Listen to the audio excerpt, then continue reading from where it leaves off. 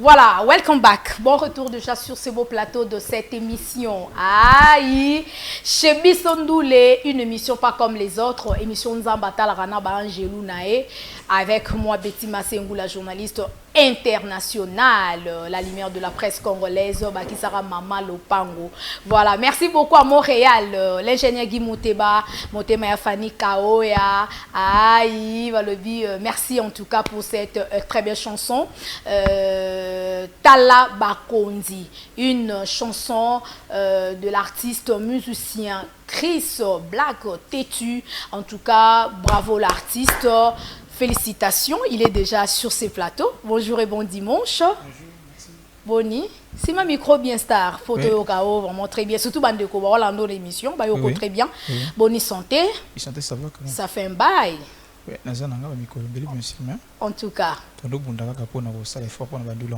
Voilà. Ok. Vu que tout ça n'a soutien m'a trotté. Oui. Tout ça est formé, il y a bisous mon copain donc. Oui. C'est ça. Pour se mettre au salon mandou le côté studio tout ça. Ok.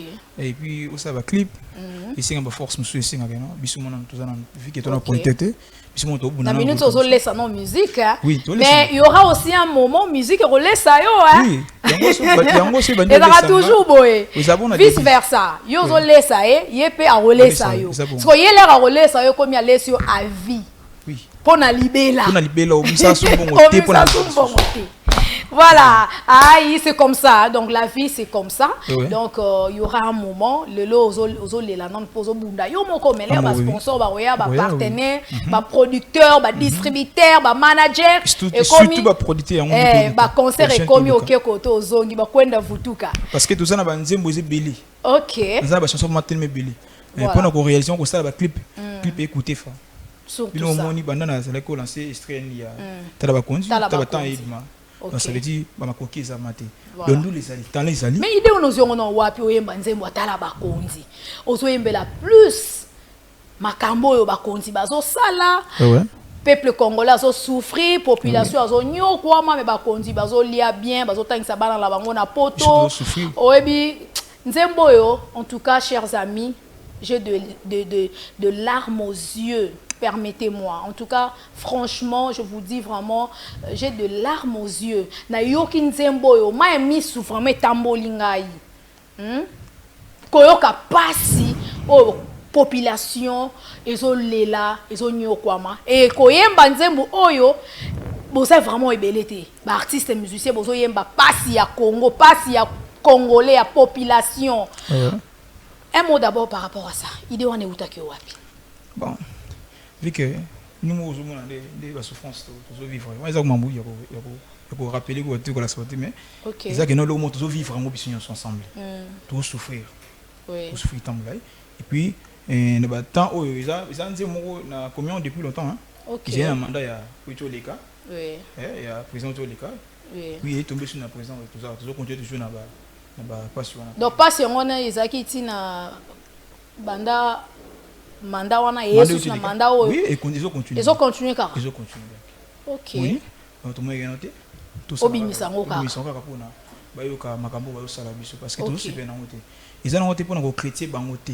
Ils ont des chrétiens, ils ont des chrétiens au chrétien ba ko. C'est toujours rappeler bango. OK. Moi qui na bi no tala ba konzi. Tala ba konzi mabundi. Biso po ni biso do kemba. Tali santé tout ça. Moni. Donc ils sont santé normal là-bas ba konzi ba santé ba bunzi ba santé qui to bon moi c'est que minene tout ça bon belé on penser que non to fingité OK to rappelle on va la santé malade mon biso la vie toujours vivre donc toujours aime bien pona te que non to chrétien pour un rappel ba sunga biso ba tala ba kana biso mais ça là ezate mai ils malonga te et puis courant ils aiment malonga te donc souci c'est que non ba bongisa. OK. Que non auto finga bon auto tout ça to boy mututi ba travailler mais ba bongisande. Voilà. Mais ngana o bangelo po ezanze mumoko balobi toute vérité n'est pas bonne à dire. Ndenge to lobaka ba vérité mususu pezara bien te ko loba. Là yo lobi on so banga te. Ezala ba te be ba so soutenir yo c'est bien au lobby vérité ou interpeller ba kondi ba bongisa. Mais ça ba ton mususu pe ba ozonga na ba ndenge na bango côté kuna vraiment o so penser nango te. Quand on a pas ça en ango mais vu que na yemba ki pona ko rappeler on ndinga mabeti na obanga te ya on a mono tepe photo ya président na biso président Fachi Beton o tepe ba voilà sunga ba konza mboka sunga Fachi Beton asa pona mboka sunga Costa Mutamba asa pona peuple o bois qui peut Costa Mutamba oui nzembuze kala azaki na mandat ni sepelisa makasi na travailler yango tikika libanga wana tikala ok libanga oyo mérité libanga oyo penza ya président na biso obwaki susu na excellence Mutamba ya mutu ya ba congolais jusqu'à présent mérité ba soutien attendez za boloko bonza na mutu ba to résoudre tous les jours tous les jours tout dans un souci donc olingo ba ke ba konti ba sala musala malamu pour ba bazala aimer na population na population de so sali malamu ndé pa kolinga ok so sali malamu ndé pa kolinga ote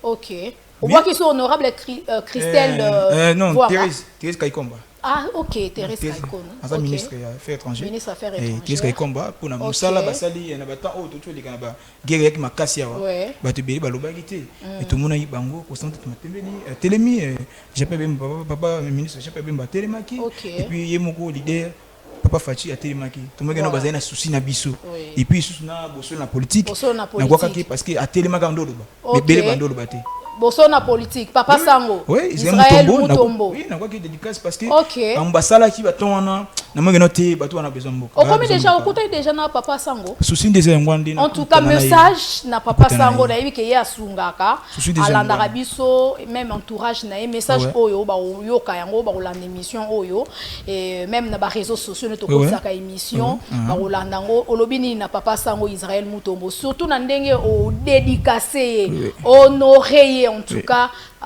cas mon gars penza je suis fière et je suis très contente pour tout ça les locaux bien faut qu'on kumisa il faut qu'on pese ba éloge ba félicitations ezate que muta kufi bokomi Betty Masengu wana te tangu naza na bo moi ba soutien na bino ba félicitations na bino ba éloge de ça la biso bien Papa Sango ça les locaux bien ye wana pe ba dédier ba dédicacer donc azui libanga na ina kati ya Talaba Kondi. Un mot d'abord par rapport à ça et surtout à la Rolinga. Ba font le long de là, au kutala na Papa Sango Israël Mutombo. Nazo benga numéro WhatsApp contact nazo benga nazo contacter mon vie que na tikata clip les gens. Et les gars na bosolo na politique. Bazo répondre téléphone sonné. OK, na bosolo TV. OK. Sina ngeza ke na kutana na Papa Sango. Aza père moza malamu.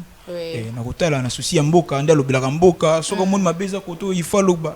Donc souci wana nde biso twana besoin bango basala bongo et yango totali na bato nyonso nzamba sunga bonkaka basala pona mboka voilà message ni pesi na Papa Sango Israël Mutombo bon et eloko na ko papa na ngai Israël Mutombo a continuer toujours ko sala émission ni ya vrai bongo azala vrai toujours na bana mboka alobela toujours bana mboka souci na biso bongo lobaka bongo père yango yo spécial biso OK ozomona ata bato ba lingoti mais ibaka peuple za na sima na yo po lobaka vérité victoire de sala kabiso bien to lingaka ekomaka pa ba kondi po ba yokela kabiso à travers na bino nde ba chroniqueur OK ba journaliste nde ça que non ba kondi ba yoka message etambola tout ça ba que non koto pour moi izali koto pour moi izali na travers na bango nde ke nde ba kondi ba que non pour moi tel na mboka bui merci c'est que non a continuer toujours musala wana ezama lamu et puis sous ça que non asala ngame fort ba silanga manzila ba soutenir ngai merci asoutenir pona c'est là vraiment na lolenga zeli formakas OK en tout cas je crois que le message est bien passé et le message est bien capté alors message oyo artiste Chris Black apesi na Papa Sango en tout cas bandeko bokomi c'est la Papa Sango moi parti au kakoyo et osala bien ngala yebi Papa Sango et surtout soutenir donc à soutenir jeune talent artiste oyo vraiment et libanga wana yo ça talent ça ngo talent ça banzi boze alors mais et ça ne loko moko au bois qui bat mususu mais au boss ne peut bat mususu peut ça musala bien oui ça bon loko la ministre na biso excellence Fifi Ndeko Eliezer excellence Fifi Masuka oui basé belo basala musala au peuple zo CP là parce que bata bongo faut moi libanga ça la rappelle bien hein ouais encouragement na bango ezanga raté potoko ça la ngopo ba ça ba nambe pour na peuple OK mais vu que yebi nzembo na biso ba artiste ben des alaka ils a moi moulay ma troté dédicace c'est singa zaka na wana mais tout le monde a misé basala voilà ça banzi mususu to encourager bango ça nzi moto mbele pe passe mboka juste to wemba pe que non basali bango ba bien to wembela bango pe na bango basali bisu ya bien OK donc banzi mususu ba idée zali makambo susu to pour sala pour na ko féliciter bango ezali voilà na ba o ba osala to senga merci mingi ndi ba osala pour na biso et puis na o ba osala te to koki ko nié bango te nzamba toucher mitima na bango basala pour na amour ya mboka voilà merci beaucoup en tout cas peuple congolais ça que non ceux qui osam ça malam bozana simano so ça malam te bozana simano te biso to za biso ba vrai en tout cas merci Star mais ils ont loko moko aussi la musique urbaine mais on a plus focalisé na banze momoko ya ba connaître ba conseil makambo ya mboka biloko moko bongo par rapport à ba musicien mususu ba sala rapper musique urbaine mais au moins bango yembela mingi bolingo moi sina mobali ekebo ezongi boye balusa kuna kene nango boye binisa boye